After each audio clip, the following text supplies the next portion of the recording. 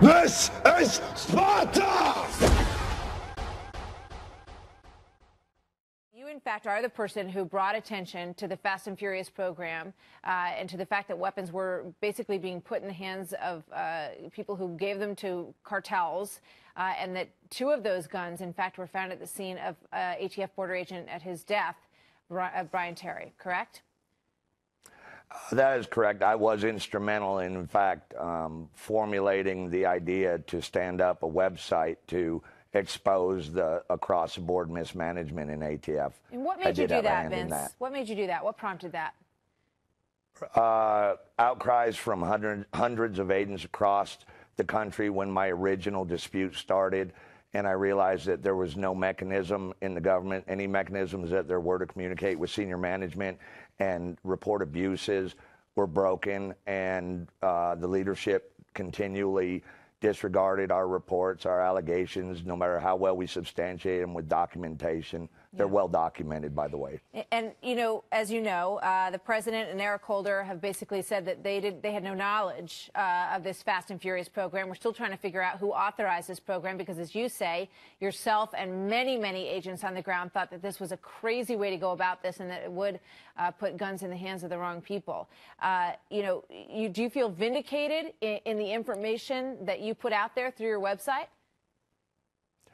I feel instrumental in doing my job. That's all I ever wanted to do. We don't cheat to win. We play by the rules.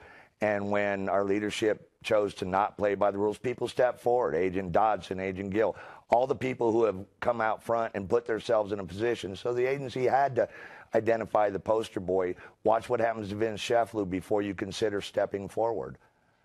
What are you going to do now? Again, my attorney is on it. I'm going to continue to state the truth. That's all I can do, is make sure that people are held accountable for their actions. We've exposed it. Eric Holder, Ken Melson, Billy Hoover, Mark Tate have all ignored documentary evidence of abuses and unethical conduct by Chief Counsel's office and our leadership. And while they're reviewing that, you'll continue to get paid. Is that right?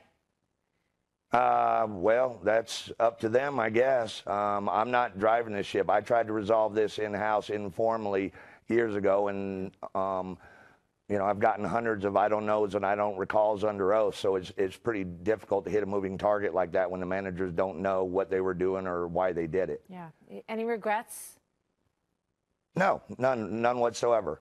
All right, Vince. I took an oath, and go ahead. I took an oath, and I plan to uphold it to the end.